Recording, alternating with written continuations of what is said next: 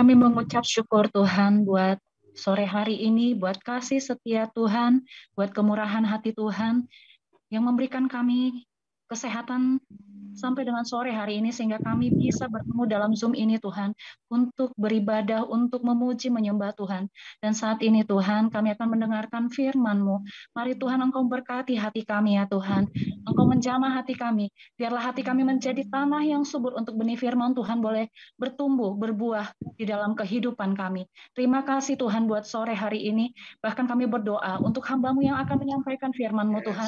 Mari Engkau Allah yang mengurapinya. Engkau yang membukakan Tuhan pewahyuan-pewahyuan yang baru, pengertian-pengertian yang baru Tuhan, agar kami lebih mengenal maksud dan rencana-Mu melalui firman-Mu.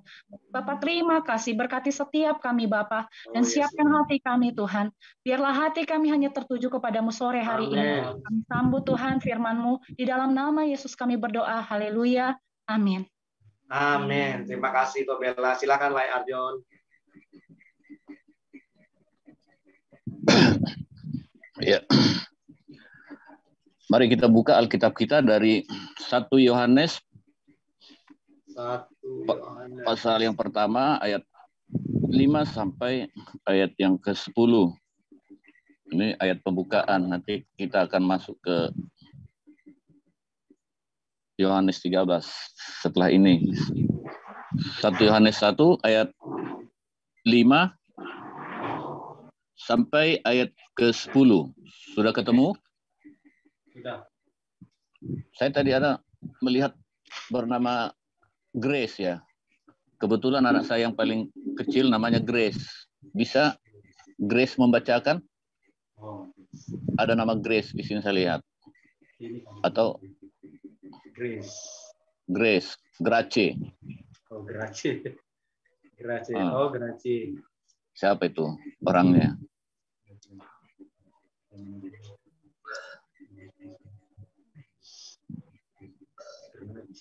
Halo Grace. Ada respon Lai? Enggak respon ya? Iya. Waduh. Mama? Ada nama Mama ini?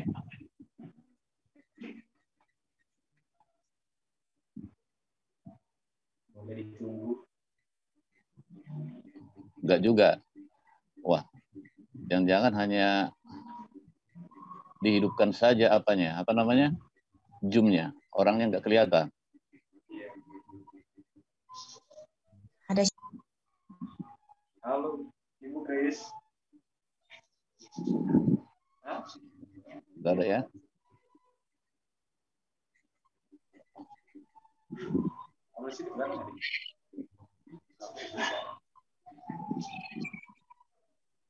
Kalau ini siapa ya nih? Priska Mariati.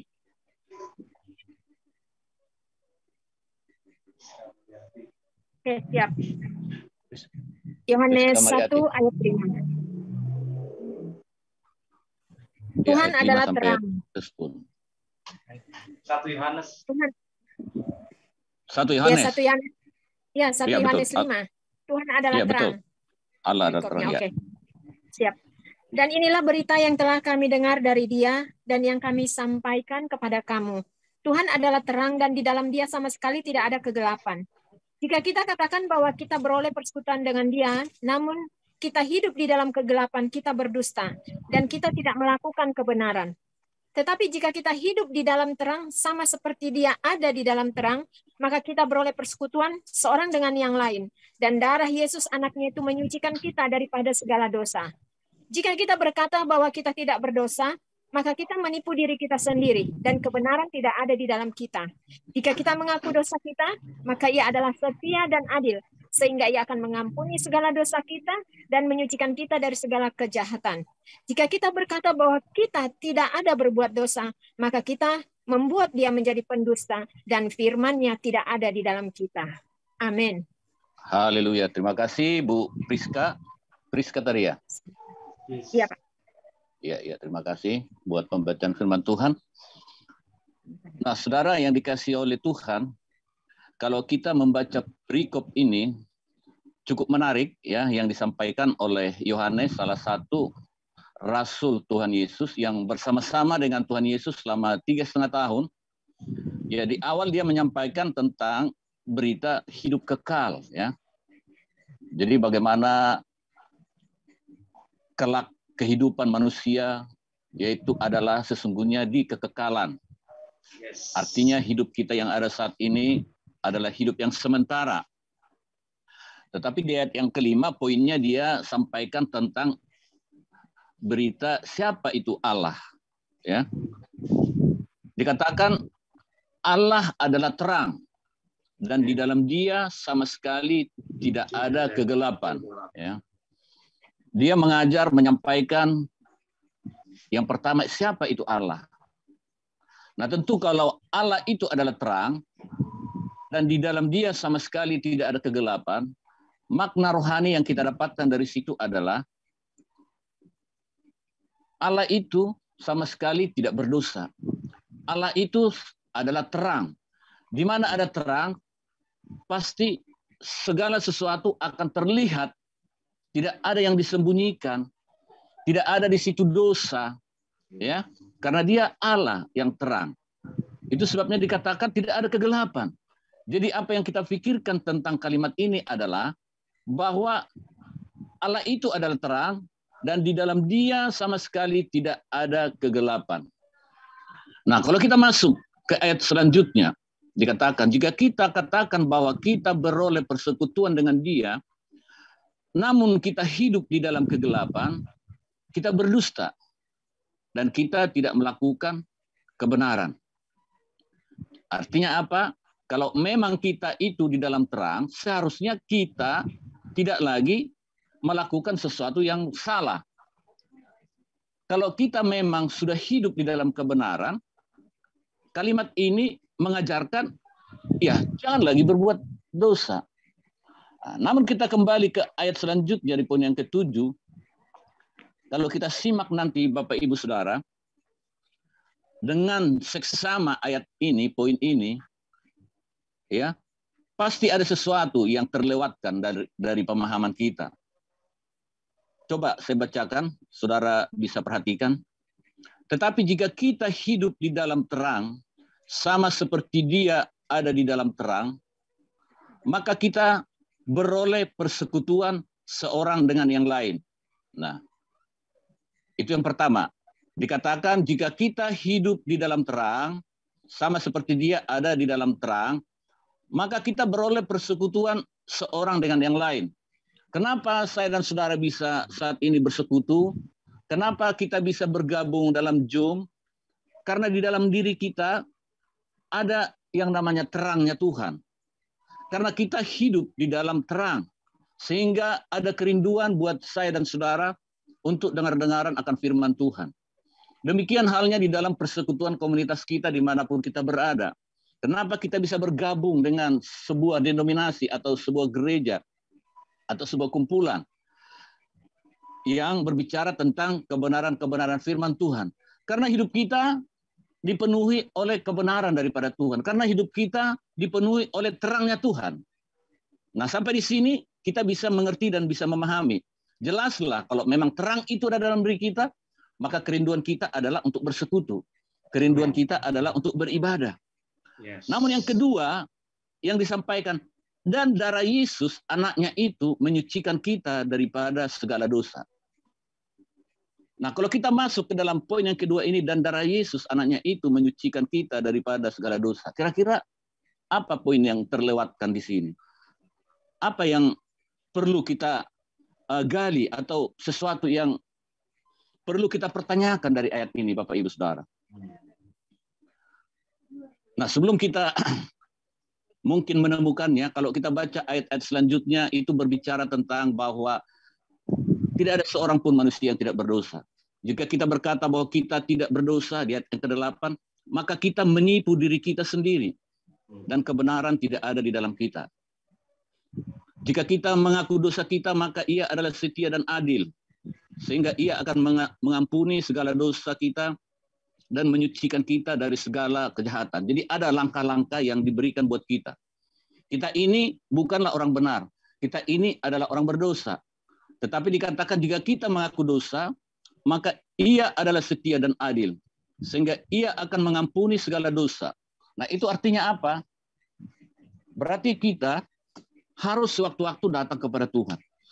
Nah, kira-kira sudah ditemukan nggak pertanyaan apa yang ada dalam poin yang ketujuh ini? Ayat yang ketujuh yang ada dalam benak saudara. Ketika dikatakan, tetapi jika kita hidup di dalam terang, sama seperti Dia ada di dalam terang, ya, dan darah Yesus anaknya itu menyucikan kita daripada segala dosa. Nah, saya bantu untuk mengajukan pertanyaan seperti ini. Jika kita berjalan di dalam terang, ya, sama seperti Allah itu dikatakan adalah terang, mengapa kita perlu disucikan dari dosa? Jika kita, sekali lagi, berjalan di dalam terang, sama seperti Allah adalah terang, mengapa kita perlu disucikan dari dosa?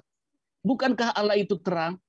Ketika kita berada di dalam terang, bukankah sebenarnya hidup kita harus menunjukkan sesuatu hal yang benar? Yang artinya kalau kita bisa katakan, sebenarnya kalau hidup kita sudah terang, firman Tuhan katakan di dalam terang tidak ada kegelapan. Artinya apa? Di dalam terang sebenarnya tidak ada lagi kita temukan dosa.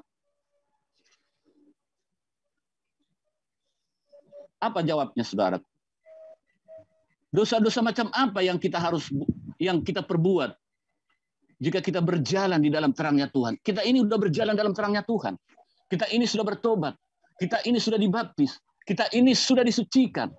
Tetapi dikatakan lagi di sana, kita perlu darah Yesus untuk menyucikan. Nah, Bapak Ibu Saudara yang dikasihi oleh Tuhan, ini membuktikan Bapak Ibu, selama kita hidup di dalam dunia, selama saya dan saudara masih menginjakkan kaki di atas tanah, di mana tanah itu sudah dikutuk oleh Tuhan, ya, selama roh kita, jiwa kita masih melekat di dalam daging ini, dikatakan daging ini adalah fana, maka itu berarti, saudaraku, kita ini tidak bisa dijamin bahwa kita ini tidak terlepas atau tidak melakukan sesuatu dosa. Paham, saudara? Walaupun saudara sudah bertobat, ya, walaupun saudara sudah disucikan, walaupun kita sudah menerima terangnya Tuhan, selagi masih nafas dan jiwa kita ini melekat dalam daging, ya, yang dikatakan daging kita ini adalah fana, maka tidak mungkin kita ini bisa 100% tidak melakukan sesuatu yang tidak benar di hadapan Tuhan. Nah, itu sebabnya ayat tersebut, walaupun kita berjalan di dalam terangnya Tuhan, di ayat yang ke-7, tetap dikatakan, dan darah Yesus anaknya itu menyucikan kita daripada segala dosa. Walaupun saya dan saudara hidup dalam terangnya Tuhan, tetap darah Yesus itu menyucikan kita di dalam dosa. Karena apa?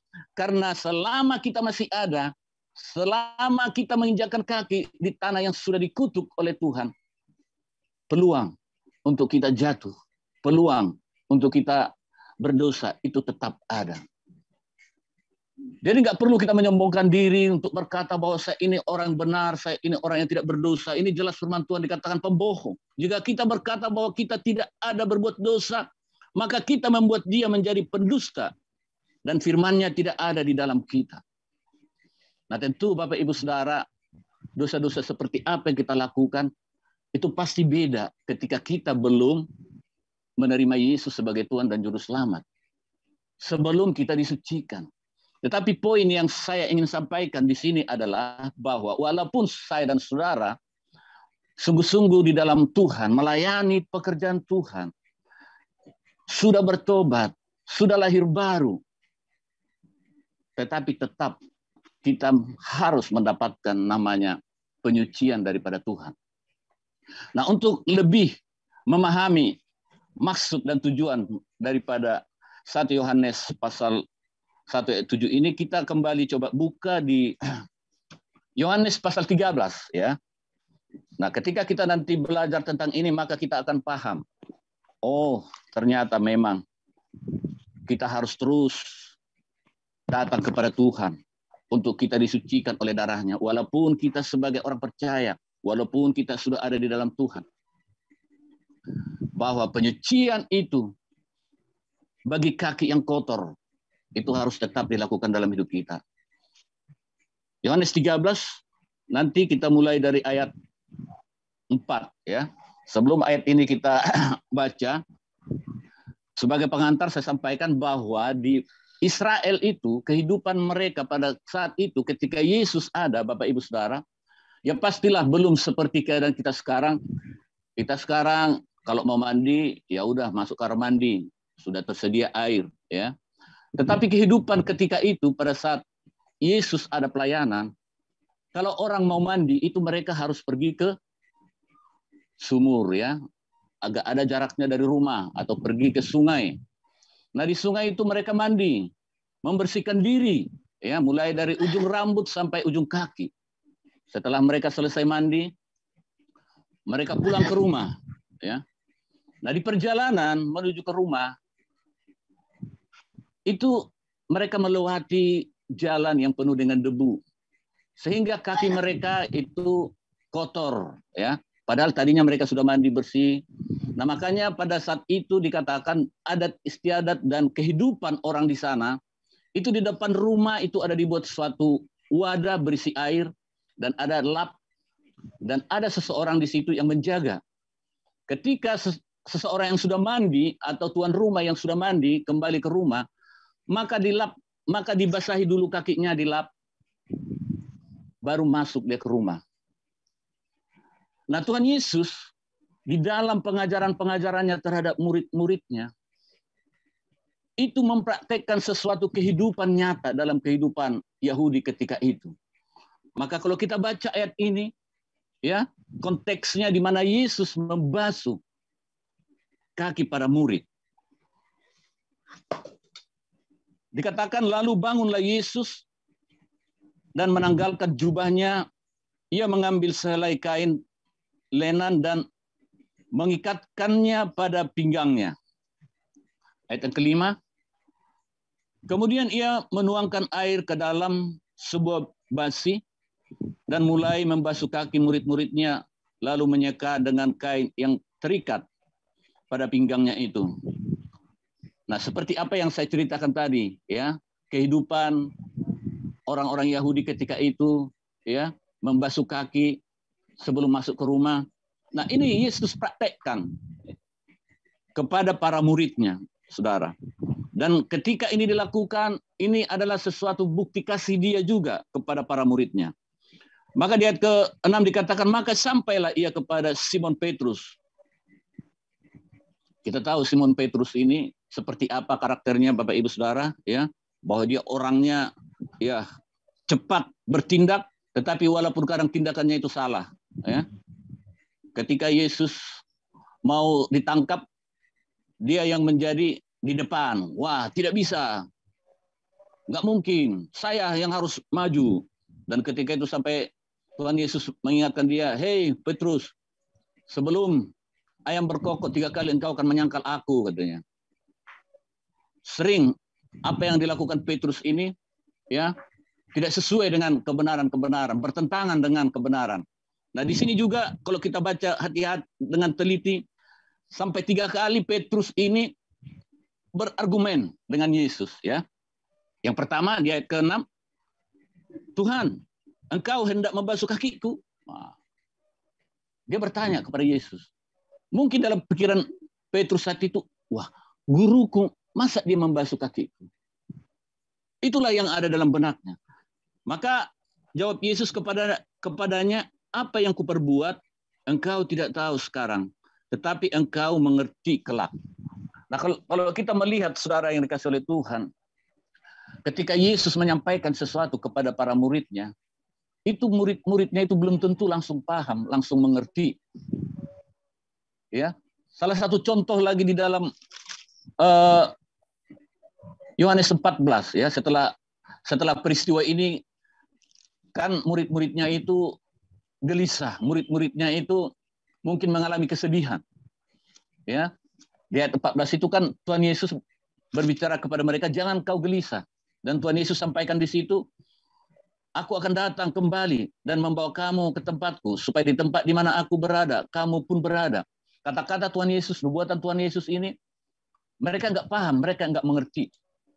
Nah, jadi sering kalau kita baca konteks dalam Alkitab ini, ketika Yesus mengajar, sering mereka belum mengetahui, belum mengerti apa maksud daripada Tuhan. Demikian juga ketika dibilang Tuhan Yesus, kamu lihat itu bangunan itu, nanti dalam 3 hari akan hancur. Nah, mereka tidak paham. Tetapi ketika mereka sudah mendapatkan jamahan dari Roh Kudus, di waktu-waktu berikutnya baru mereka, oh ini rupanya maksud daripada guruku. Nah, demikian halnya di sini ketika Yesus sedang membasuh kaki para muridnya, mereka tidak mengerti apa tujuannya. Dan orang yang vokal saat itu adalah Petrus, sehingga dia berkata, Tuhan, engkau mau membasuh kakiku? Yesus jelaskan, hari ini kau tidak mengerti, hari ini kau tidak paham, tapi nanti kelak kau akan paham. Nah, di ayat berikutnya terjadi lagi percakapan yang kedua. Kata Petrus kepadanya, engkau tidak akan membasuh kakiku sampai selama-lamanya. Dia tolak. Jangan. Nah, karakter keras Petrus ini. Ya, jangan. Engkau tidak akan membasuh kakiku. Dia belum paham. Dia tidak mengerti. Maka jawab Yesus, jika aku tidak membasuh engkau, engkau tidak mendapat bagian dalam aku. Apa maknanya ini? Jika engkau tidak membasuh, jika aku tidak membasuh engkau, maka engkau tidak mendapatkan bagian dalam aku. Jadi penuh makna peristiwa-peristiwa atau praktek-praktek yang dilakukan oleh Tuhan Yesus perlu dimaknai secara rohani. Dan bukan hanya memiliki satu arti, tindakan-tindakan profetik yang dilakukan oleh Tuhan Yesus ketika dia berada bersama-sama dengan muridnya. Bisa diartikan beberapa arti, beberapa makna. Kalau kita kaitkan dengan apa yang kita baca tadi di 1 Yohanes, ya, bahwa orang yang hidup di dalam terang sesungguhnya tidak lagi melakukan dosa.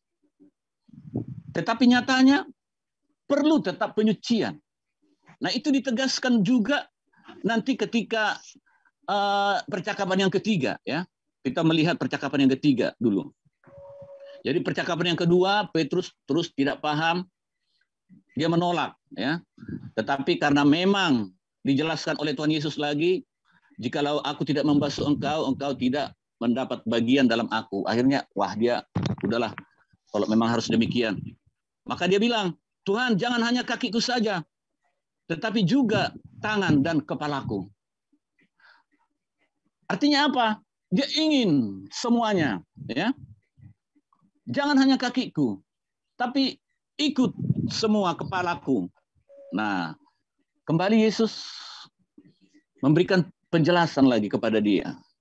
Kata Yesus kepadanya, barang siapa telah mandi, ia tidak usah membasuh diri lagi, selain membasuh kakinya. Barang siapa yang sudah mandi, yang telah mandi, ia tidak usah membasuh diri lagi, selain membasuh kakinya. Sama seperti contoh tadi yang saya sebutkan di awal, ketika orang-orang Yahudi pergi ke sumur untuk mandi, dimandikan seluruh tubuhnya. Ketika dia pulang, kotor kakinya, nggak perlu lagi dia balik lagi untuk mandi. Tetapi yang dibersihkan adalah kakinya. Nah, kira-kira paham nggak maksudnya? Nanti akan terjawab pertanyaan yang tadi. Jika kita di dalam terang, kenapa dibutuhkan lagi yang namanya penyucian? Ya, ini jawabannya, Bapak Ibu Saudara. Barang siapa yang telah mandi, ia tidak usah basuh diri lagi, selain basuh kakinya. Barang siapa yang sudah diselamatkan, barang siapa yang sudah menerima Yesus sebagai Tuhan dan Juru Selamat, ya, tidak perlu lagi berulang-ulang kali menerima Yesus sebagai Tuhan dan Juru Selamat. Tidak perlu lagi barang siapa yang sudah dibaptis dalam nama Bapa, Anak, dan Roh Kudus, yang sudah menyadari akan dosa-dosanya. Enggak perlu lagi berulang-ulang dibaptis lagi. Karena keselamatan sudah disediakan. Tetapi apa yang perlu? Kaki yang kotor dibersihkan. Kenapa?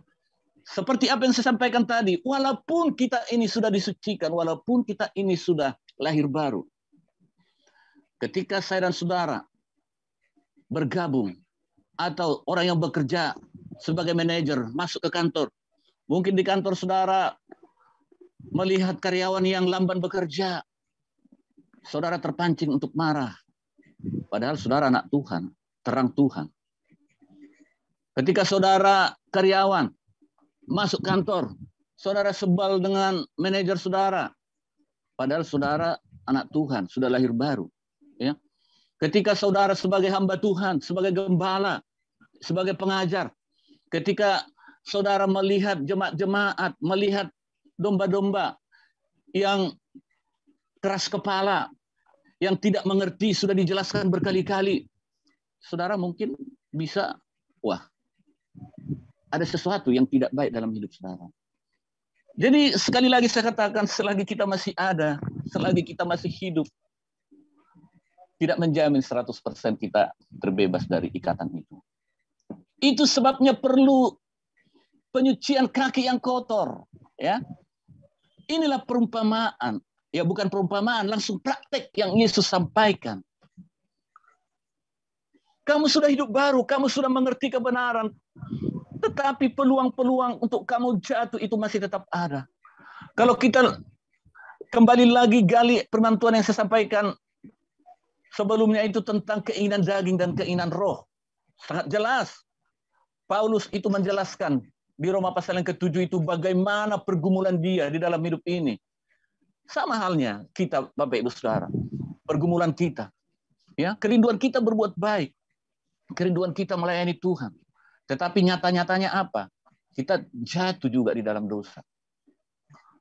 Maka kalau tidak aku datang menyucikan kakimu, kamu tidak akan dapat bagian dalam aku, kata Yesus kepada Petrus. Jikalau Tuhan Yesus tidak menyucikan kita dari segala dosa-dosa yang kita lakukan sepanjang hidup kita ini, maka kita tidak akan mendapat bagian dalam kerajaan surga. Maka dari itu saudaraku, setiap saat, setiap waktu kita perlu minta ampun kepada Tuhan. Kita perlu minta penyucian, kekudusan daripada Tuhan. Nah, kalau dikatakan kita tidak mungkin 100% tidak melakukan dosa, ini bukan berarti Bapak Ibu Saudara menjadi suatu peluang untuk kita berbuat dosa. Tidak, saudaraku. Oh, kalau saya berbuat dosa, ya saya datang ke Tuhan, pengampunan ada. Bukan seperti itu. Tetapi justru ini menguatkan kita untuk membuat kita selalu bersandar kepada Tuhan. Membuat kita selalu mengandalkan Tuhan. Ini menyadarkan kita bahwa memang kalau masih hidup di dalam daging, kita tidak akan berdaya.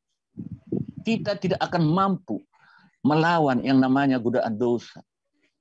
Perlu penyucian. Perlu kaki kita dibasuh kembali oleh Tuhan Yesus. Amin, saudara yang dikasih Tuhan.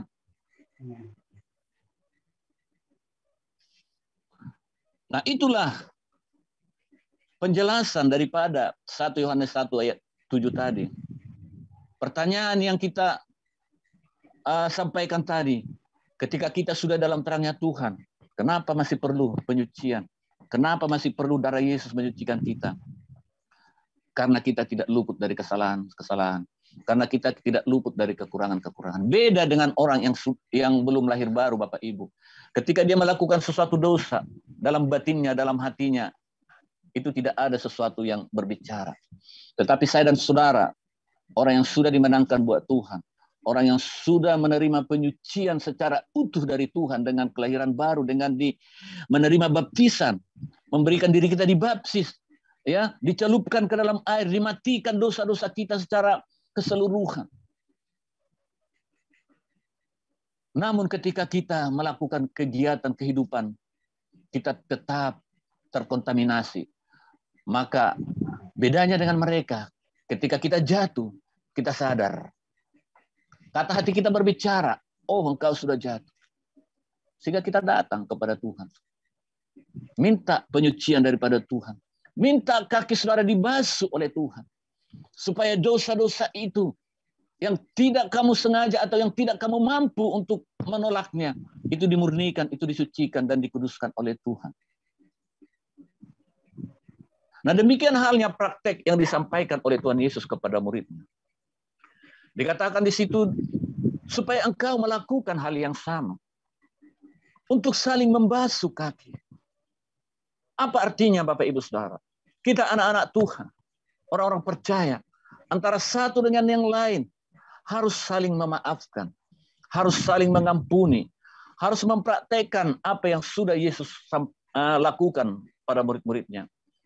Yaitu mengampuni teman kita yang bersalah kepada kita. Ketika kawan kita menyebalkan kita, ketika kawan kita menyakiti kita, maka kita harus mengampuni mereka. Itulah yang Yesus katakan di sini. Saya mempraktekkan ini adalah sebagai contoh, sebagai teladan untuk kamu lakukan di kemudian hari dalam hidup. Berapa banyak di antara kita yang mungkin? Ya, mudah-mudahan tidak ada. Di daerah kami ada. Kalau amang boruku itu, ya itu baik. Itu sungguh baik memperhatikan saya. Begitu juga opungku. Tetapi kalau mertuaku itu jahat kali. Aku nggak mau mengampuni itu. Ada orang yang seperti itu Bapak Ibu. Ya. Terlebih ya kehidupan ini saya contohkan kebetulan karena saya orang Batak. Itu biasanya kalau orang Batak itu, nah ini sekalian pengalaman ini, pengalaman curhat. Istri saya dulu ya, dalam hatinya begini, saya mau menemukan seseorang pasangan hidup saya yang sudah tidak mempunyai ibu gitu loh. Lucu sebenarnya kan. Kenapa dia berkata seperti itu? Karena dia melihat ya dalam keluarganya, ibunya sendiri bagaimana diperlakukan oleh mertuanya. Diperlakukan apa ya? Ya, kalau orang Batak di sini pasti tahu lah ya. Bagaimana hubungan parumain dengan mertua. Ya. Dan memang terwujud Bapak Ibu. Istri saya menemukan saya, orang tua saya memang udah nggak ada lagi. Nah, itu dia sampaikan setelah kita berkeluarga ya. Dulu saya ada doa seperti itu dia bilang. Nah, apa yang ingin mau saya sampaikan, Saudara? Bahwa di antara kita ini tidak ada satupun yang mampu untuk tidak terjerat ya. Dikatakan juga hanya melihat saja. Melihat dan mengingini itu sudah berbuat dosa. Berpikir, belum melakukan. Wah, nanti saya sampai ke sana harus begini. Aku akan ambilkan pohon buah mangganya itu. Nah, masih berpikir dia belum dilakukannya. Itu sudah dosa. Maka perlu penyucian, perlu pengudusan akan dosa-dosa kita, yaitu dengan membasuh kaki. Itulah sebabnya saya memberikan judul topik ini ya. Ketika ditanya apa judulnya, terkadang ya kita para pembawa firman ini kadang tidak mesti ada judul sebenarnya, tetapi supaya bisa dimasukkan kali atau gimana, ya terpaksa kita ambil judulnya. Tapi judulnya itu ya harus sesuai dengan apa isinya. Itu penyucian bagi kaki yang kotor. Ya. Jadi ketika kita terkontaminasi dengan kehidupan dunia ini, maka cepat-cepatlah datang kepada Tuhan. Minta pengampunan. Haleluya. Amin. Ya, saya tidak panjang-panjang untuk menyampaikan firman Tuhan, karena saya lihat, saya tonton di YouTube selama ini kok panjang-panjang sekali firman yang saya sampaikan. Kadang bisa 1 jam ya. Padahal intinya itu aja ya kan? Yes. Seperti firman ini intinya adalah kita memahami 1 Yohanes pasal 7 tadi, pemahaman bahwa walaupun kita berjalan di dalam terangnya Tuhan, kita masih tetap memerlukan penyucian daripada Tuhan. Ya. Jadi bukan berarti kita kudus, bukan berarti kita sudah tidak melakukan dosa lagi. Nah, itu pembohong dikatakan firman Tuhan. Kalau orang berkata dia tidak berbuat dosa, tidak berdosa, itu bohong. Jadi nggak ada manusia yang sempurna. Tetapi kesempurnaan kita kelak ketika kita sudah bersama-sama dengan Dia. Haleluya. Selagi masih menginjakkan kaki, lain hal kalau saudara sudah melayang-layang di atas di atas tanah ini. Tanah ini kan udah dikutuk. Iya nggak? Tanah ini tempat kita dikutuk. kita berada di daerah-daerah terkutuk ini, maka perlu ya penyucian dan pengudusan buat kita masing-masing. Nah, itulah yang bisa saya bagikan buat kita, walaupun singkat, kiranya boleh menjadi berkat buat kita, ya, sehingga masing-masing kita semakin disadarkan bahwa kita ini perlu Tuhan, ya. Masing-masing kita disadarkan, dengan demikian kerendahan hati itu selalu muncul dalam hidup kita. Tidak menganggap kita hebat, tidak menganggap kita luar biasa. Makanya terkadang saya melihat situasi-situasi yang ada, orang-orang yang tenar, yang terkenal, ya, mungkin awalnya pelayanan mereka itu murni. Ketika merintis suatu jemaat, masih 1, 2, 3 orang, pelayanannya murni di dalam Tuhan. Dia doa siang dan malam, ya. Tetapi ketika pelayanannya mulai besar, ketika jemaatnya mulai bertumbuh, ya, denominasinya di seluruh Indonesia sudah ada cabang-cabangnya di sana, di sini, dan di situ. Apa yang terjadi? Dia terikat oleh yang namanya glamour dunia ini. Dia terikat yang namanya oleh mamon, oleh uang. Nah, sehingga tidak murni lagi. Pelayanan tidak murni lagi. Memang apa yang dilakukan, mujizat-mujizat yang dilakukan, terkadang kita bisa melihat, ya, seolah-olah itu dari Tuhan. Tetapi bisa jadi sudah melenceng, bukan lagi mujizat-mujizat yang diadakannya itu sungguh-sungguh berasal dari Tuhan. Nah, orang-orang yang manusia rohnya pasti tahu, pasti bisa memahami hal itu. Artinya apa? Kita bisa terlilit, kita bisa masuk dalam jebakan si iblis kalau kita tidak kuat dalam kehidupan kita ini. Itu sebabnya keadaan akhir-akhir ini gereja dirontokkan, iya kan? Gereja-gereja besar dia, ya, Tuhan sedang bekerja sesungguhnya bagi gerejanya. Dan sekarang Tuhan melirik hamba-hambanya yang tidak diperhitungkan, yang ada di pedesaan, yang ada di pelosok-pelosok. Mereka murni dalam pelayanan untuk kebesaran Tuhan. Amin, saudaraku. Tugas kita, orang-orang yang sudah diselamatkan, ya, untuk membawa domba-domba yang ada di dalam denominasi saat ini. Saya ini ingin sampaikan buat saudara, karena hari-hari ini sudah banyak domba-dombanya yang tersihir di bawah naungan-naungan gereja-gereja besar yang tidak lagi murni di dalam kebenaran-kebenaran firman Tuhan. Yang tujuannya, yang ada dalam pelayanannya sudah diikat oleh mamon.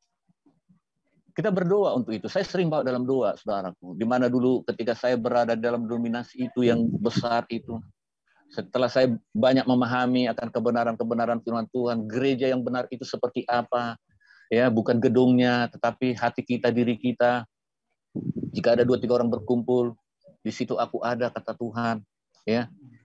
Dan akhirnya saya melihat teman-teman saya dalam pelayanan, saya bawa dalam doa. Karena apa? Pemikiran saya dengan pemikiran mereka sudah mulai berbeda. Demikian juga saya rindu kita yang ada di sini. Apa yang bisa kita perbuat? Ya, mungkin kalau secara langsung kita bilang ke mereka, pemimpinmu itu udah nggak benar. Mereka pasti tidak bisa terima. Karena apa? Ya sudah tersihir. Iya kan? Salah pun selalu dibela, itu udah pasti. Tugas kita berdoa.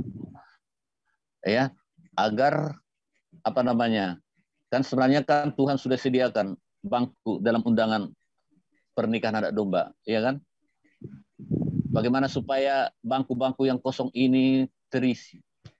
Jadi banyak yang kosong sekarang, ya kan?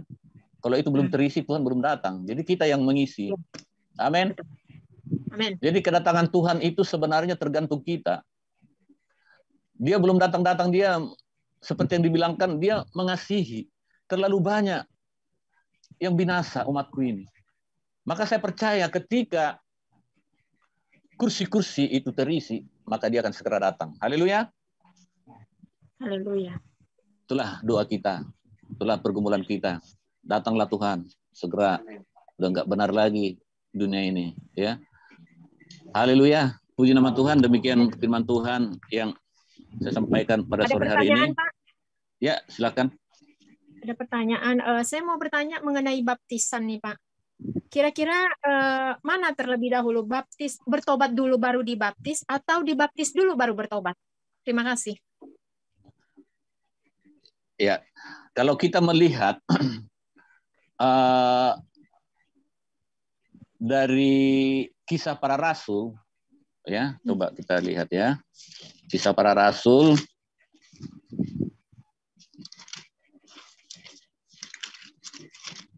Ketika itu kan terjadi hari Pentakosta, ya, terjadi hari Pentakosta, para murid dipenuhi oleh Roh Kudus, ya.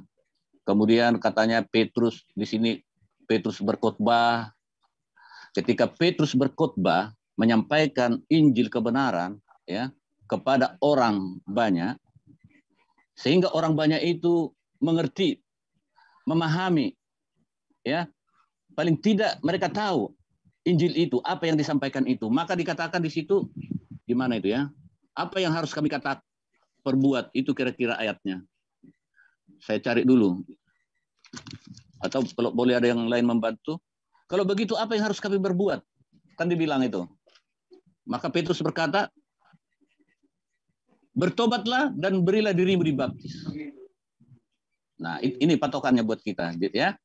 Jadi, ya bertobat dulu, baru beri diri dibaptis.